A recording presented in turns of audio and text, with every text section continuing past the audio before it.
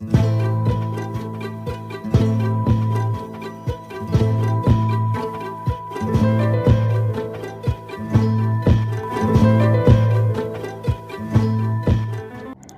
ತನ್ನ ಆಸ್ತಿಯನ್ನು, ಮಕ್ಕಳನ್ನು, ಕೊನೆಗೆ ತನ್ನ ಆರೋಗ್ಯವನ್ನೆಲ್ಲ ಕಳ್ಕೊಂಡ ಮೇಲೆ ತನ್ನ ಹೆಂಡತಿಯ ಸ್ವಭಾವ ಬದಲಾಗಿ ಬಿಡುತ್ತದೆ ಪ್ರಿಯರೇ. ಈ ಯೋಬನ ಹೆಂಡತಿ ಎಷ್ಟು ಕೆಳಮಟ್ಟಕ್ಕೆ ಇಳಿದು ಮಾತಾಡ್ತಾಳೆಂದರೆ ಗಂಡನನ್ನು ದೂಷಿಸಿ ಸಾಯಿ ಎಂಬುದಾಗಿ ಹೇಳಿ ಹೊರಟು ಹೋಗ್ತಾಳೆ.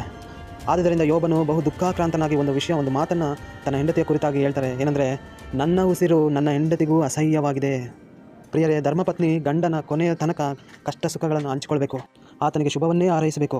ಆದರೆ ಯೋಬನ ಹೆಂಡತಿಗೆ ತನ್ನ ಗಂಡನ ಉಸಿರೇ ಅಸಹ್ಯವಾಗಿದೆ ಎಂಬುದಾಗಿ ಸತ್ಯವೇದದಲ್ಲಿ ಬರೆಯಲ್ಪಟ್ಟಿದೆ ಪ್ರಿಯರೇ.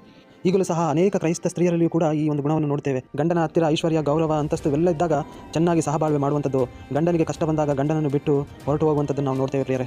ಆದರೆ ಇವತ್ತಿನ ವಾಕ್ಯ ಭಾಗದಲ್ಲಿ ನಾವು ಯೋಬನ ಹೆಂಡತಿಗೆ ವಿರುದ್ಧವಾದ ಸ್ವಭಾವವುಳ್ಳ ಒಬ್ಬ ಒಳ್ಳೆಯ ಸ್ತ್ರೀಯನ್ನು ಕುರಿತು ಧ್ಯಾನ ಮಾಡಿಕೊಳ್ಳೋಣ. ಆಕೆ ಹೆಸರು ಸಹ ಸತ್ಯವೇದದಲ್ಲಿ ಬರೆಯಲ್ಪಟ್ಟಿಲ್ಲ, ಆದರೆ ಆಕೆ ರಕ್ಷಣೆ ಹೊಂದಿ ಗಂಡನಿಗೆ ವಿಧೇಯಳಾದ ಸ್ತ್ರೀ, ತನ್ನ ಕುಟುಂಬವನ್ನು ಕಾಪಾಡಿಕೊಂಡ ಸ್ತ್ರೀ, ಆ ಸ್ತ್ರೀಯನ್ನು ಕುರಿತು, ಆಕೆಗಿರುವ ಗುಣಲಕ್ಷಣಗಳನ್ನು ಕುರಿತು ಧ್ಯಾನ ಮಾಡಿಕೊಳ್ಳೋಣ ಪ್ರಿಯರೇ. ನೋಹನ ಹೆಂಡತಿ, ಆಕೆಯ ಜೀವನವು ದೈವಭಕ್ತಿಯ ಗುಣಗಳನ್ನು ಪ್ರತಿಬಿಂಬಿಸುತ್ತದೆ. ಯಾಕೆಂದರೆ ಆಕೆಯ ನಂಬಿಕೆ, ನಿಷ್ಠೆ ಮತ್ತು ಶಕ್ತಿ ಇವು ನಮಗೆ ಸ್ಫೂರ್ತಿಯ ಪ್ರೇರಣೆಯಾಗಿದೆ. ನೋಹನ ಹೆಂಡತಿ ರಕ್ಷಣೆಯನ್ನು ಹೊಂದಿದ ಸ್ತ್ರೀಯಾಗಿದ್ದಾಳೆ. ಯಾಕೆಂದರೆ ನೋಹನ ಹೆಂಡತಿ ದೇವರ ಮಾತಿಗೆ ವಿಧೇಯಳಾಗಿ ನಾವೆಯೊಳಗೆ ಸೇರಿದ್ದಾಳೆ ಪ್ರಿಯರೇ. ಈಕೆಯ ಜೀವನ ನಮ್ಮೆಲ್ಲರಿಗೆ, ವಿಶೇಷವಾಗಿ ಕ್ರೈಸ್ತ ಸ್ತ್ರೀಯರೆಲ್ಲರಿಗೂ ಸವಾಲಿನ ಸಮಯದಲ್ಲಿ ತನ್ನ ಕುಟುಂಬವನ್ನು ಸಂರಕ್ಷಿಸಲು ದೇವರ ಮೇಲೆ ನಂಬಿಕೆ ಇಡಬೇಕೆಂದು ನಮ್ಮನ್ನು ಪ್ರೇರೇಪಿಸುತ್ತದೆ. ಕರ್ತನಲ್ಲಿ ಪ್ರೀತಿಯುಳ್ಳ ದೇವಜನರೇ, ಆಕೆಯ ಜೀವನದಿಂದ ನಾವು ಕಲಿಯಬೇಕಾದ ಕೆಲವು ಪಾಠಗಳನ್ನು ನಾನು ನಿಮಗೆ ವಿವರಿಸುತ್ತೇನೆ, ಕೇಳಿ ಪ್ರಿಯರೇ. ಆಕೆಯಲ್ಲಿದ್ದ ಮೊದಲನೆಯ ಸದ್ಗುಣ ಏನೆಂದರೆ ವಿಧೇಯತೆ, ಆಜ್ಞೆಯನ್ನು ಪಾಲಿಸುವಂಥದ್ದು. ಸತ್ಯವೇದದಲ್ಲಿ ದೇವರು ವಿಧೇಯತ್ವಕ್ಕೆ ಹೆಚ್ಚು ಮಹತ್ವವನ್ನು ಕೊಟ್ಟದ್ದನ್ನು ನಾವು ನೋಡ್ತೇವೆ.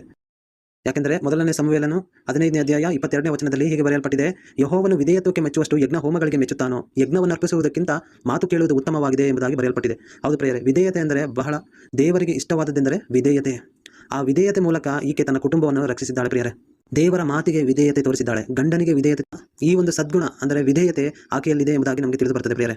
ಆದ್ದರಿಂದ ನಾವು ಕೂಡ ದೇವರಿಗೆ ವಿಧೇಯರಾಗಿರಬೇಕು, ಸತ್ಯವೇದವನ್ನು ಓದಿ ಅದರಂತೆ ನಡೆದುಕೊಳ್ಳಬೇಕು, ಸಭೆಗೆ ವಿಧೇಯರಾಗಿರಬೇಕು, ಸಭೆಯಲ್ಲಿರುವ ಹಿರಿಯರಿಗೆ, ಸಭೆಯ ಮುಖ್ಯಸ್ಥರಿಗೆ ಗೌರವವನ್ನು, ವಿಧೇಯತೆಯನ್ನು ಸೂಚಿಸುವವರಾಗಿರಬೇಕು ಎಂಬುದಾಗಿ ನಾವು ಈಕೆಯ ಮೂಲಕ ನಾವು ಕಲಿತುಕೊಳ್ಳಬಹುದಾಗಿದೆ. ಎರಡನೆಯದಾಗಿ ಆಕೆಯ ಶಕ್ತಿ ಮತ್ತು ಸಹನೆ. ಪ್ರಿಯರೇ, ನಾವೆಯನ್ನು ನಿರ್ಮಿಸುವುದು ಬಹಳ ದೊಡ್ಡ ಕೆಲಸ. ಇದು 1-2 ವರ್ಷಗಳಲ್ಲಿ ಮುಗಿದು ಹೋಗುವಂಥದ್ದಲ್ಲ, ಅನೇಕ ವರ್ಷಗಳು ಹಿಡಿಯುವಂಥದ್ದು. ಈ ನಾವೆಯನ್ನು ಕಟ್ಟುವುದಕ್ಕೆ ಸುಮಾರು 50 ವರ್ಷಗಳು ಹಿಡಿದಿರಬಹುದು. ಇಂಥ ಸಮಯದಲ್ಲಿ ನೋಹನು ಆ ನಾವೆಯನ್ನು ನಿರ್ಮಿಸಲಿಕ್ಕೆ ಕಷ್ಟಪಡುತ್ತಿರುವಾಗ, ಅಥವಾ ಮನೆಗೆ ಬರದ ಹಾಗೆ ಆ ಒಂದು ಮರಗಳ ವಿಷಯದಲ್ಲಿ ಮತ್ತು ನಾವೆಯನ್ನು ಕಟ್ಟುವುದಕ್ಕೆ ಸಿದ್ಧತೆಗೋಸ್ಕರ, ಹಣ ಸಂಗ್ರಹಣೆಗೋಸ್ಕರ ಅನೇಕ ದಿವಸಗಳು ಪ್ರಯಾಸ ಪಡ್ತಾ ಇರ್ತಾರೆ. ಇಂಥ ಸಮಯದಲ್ಲಿ ಈಕೆ ಅಂದರೆ ನೋಹನ ಹೆಂಡತಿ ತನ್ನ ಶಕ್ತಿಯೊಡನೆ ಕೆಲಸ ಮಾಡಿ ಗಂಡನಿಗೆ ಸಹಾಯ ಮಾಡಿದ್ದಾಳೆ ಎಂಬುದಾಗಿ ನಾವು ನೋಡ್ತೇವೆ ಪ್ರಿಯರೇ. ಆಕೆಯ ಶಕ್ತಿ ಮತ್ತು ಸಹನೆಯನ್ನು ಇಲ್ಲಿ ಜ್ಞಾಪಕ ಮಾಡಿಕೊಳ್ಳಬಹುದು. ಆಕೆ ಕುಟುಂಬಕ್ಕೆ ಬೇಕಾದ ಆಹಾರವನ್ನು ಒದಗಿಸುವುದರಲ್ಲಿ ಮುಂದಿರಬಹುದು.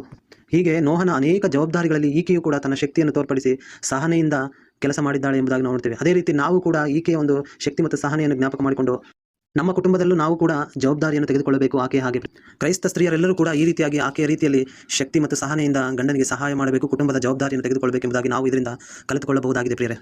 ಮೂರನೇದಾಗಿ ಆಕೆಯಲ್ಲಿದ್ದಂಥ ಒಂದು ಸದ್ಗುಣ ಏನೆಂದರೆ ದೇವರ ವಾಗ್ದಾನದ ಮೇಲೆ ನಂಬಿಕೆ.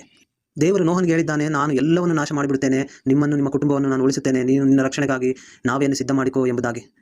ಈ ವಿಷಯದಲ್ಲಿ ಆಕೆ ನಂಬಿಕೆ ಇಟ್ಟಿದ್ದಾಳೆ ಪ್ರಿಯರೇ. ಇಬ್ರಿಯರಿಗೆ ಬರೆದ ಪತ್ರಿಕೆ 11ನೇ ಅಧ್ಯಾಯ 6ನೇ ವಚನದಲ್ಲಿ ನಂಬಿಕೆ ಇಲ್ಲದೆ ದೇವರನ್ನು ಮೆಚ್ಚಿಸುವುದು ಅಸಾಧ್ಯ ಎಂಬುದಾಗಿ ನಾವು ನೋಡ್ತೇವೆ. ಅದೇ ರೀತಿ ಈಕೆಯು ಕೂಡ ದೇವರ ವಾಗ್ದಾನದ ಮೇಲೆ ನಂಬಿಕೆ ಇಟ್ಟು ರಕ್ಷಣೆ ಹೊಂದಿ ತನ್ನ ಕುಟುಂಬದವರನ್ನು ಸಂರಕ್ಷಿಸಿದ್ದಾಳೆ ಎಂಬುದಾಗಿ ನಾವು ನೋಡ್ತೇವೆ. ನಾವು ಕೂಡ ದೇವರು ನಮಗೆ ಮಾಡಿದ ವಾಗ್ದಾನಗಳನ್ನೆಲ್ಲವನ್ನು ಕ್ರಿಸ್ತನ ಮೂಲಕ ನಮಗೆ ನೆರವೇರಿಸುತ್ತಾನೆ ಎಂಬುದಾಗಿ ನಾವು ನಂಬಬೇಕು ಪ್ರಿಯರೇ. ಆಕೆಯಲ್ಲಿದ್ದಂಥ 4ನೆಯ ಗುಣ ಏನೆಂದರೆ ಅಚಲವಾದ ಬೆಂಬಲ, ಕಂಟಿನ್ಯೂಸ್. 1 ದಿನ 2 ದಿನ ಅಲ್ಲ, ಕಂಟಿನ್ಯೂಸ್ ಆಗಿ ತನ್ನ ಕುಟುಂಬಕ್ಕೆ, ಗಂಡನಿಗೆ ಬೆಂಬಲವಾಗಿ ಈಕೆ ನಿಂತಿದ್ದಾಳೆ ಪ್ರಿಯರೇ. ನೋಹನು ಸುಮಾರು 120 ವರ್ಷಗಳ ಕಾಲ ತನ್ನ ಕೆಲಸವನ್ನು, ಸುವಾರ್ತೆಯನ್ನು ಮುಂದುವರಿಸಿದನೆಂಬುದಾಗಿ ನಾವು ನೋಡ್ತೇವೆ. ಆ ಕಾಲದಲ್ಲೆಲ್ಲ ಈಕೆ ಕಂಟಿನ್ಯೂಸ್ ಆಗಿ, ನಿರಂತರವಾಗಿ ಗಂಡನಿಗೆ ಸಹಾಯಕವಾಗಿ ನಿಂತಿದ್ದಾಳೆ. ಕುಟುಂಬಕ್ಕೆ ಬೆಂಬಲವಾಗಿ, ಆತನು ಪಡುವ ಕಷ್ಟಗಳಿಗೆ ಈಕೆಯು ಕೂಡ ಬೆಂಬಲವಾಗಿ ನಿಂತು ಸಹಾಯ ಮಾಡ್ತಿದ್ದಾಳೆ ಪ್ರಿಯರೇ.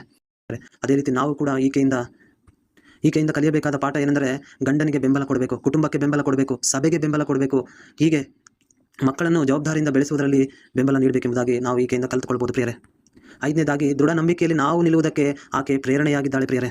ಹೌದು, ಆಕೆಯ ನಂಬಿಕೆ, ನಿಷ್ಠೆ ಮತ್ತು ಶಕ್ತಿ ಇವು ನಮಗೆ ಶಕ್ತಿ ಮತ್ತು ಸ್ಫೂರ್ತಿಯ ಪ್ರೇರಣೆಯಾಗಿದೆ ಪ್ರಿಯರೇ. ಆಕೆಯ ಜೀವನದಿಂದ ನಾವು ಅನೇಕ ಪಾಠಗಳನ್ನು ಕಲಿಬೇಕಾಗಿದೆ ಪ್ರಿಯರೇ. ಈಕೆಯ ಹೆಸರು ಸತ್ಯವೇದದಲ್ಲಿ ಬರೆಯಲ್ಪಟ್ಟಿಲ್ಲ, ಆದರೂ ಕೂಡ ಈಕೆಯು ಮಾಡಿದ ಕೆಲಸ ಕೂಡ.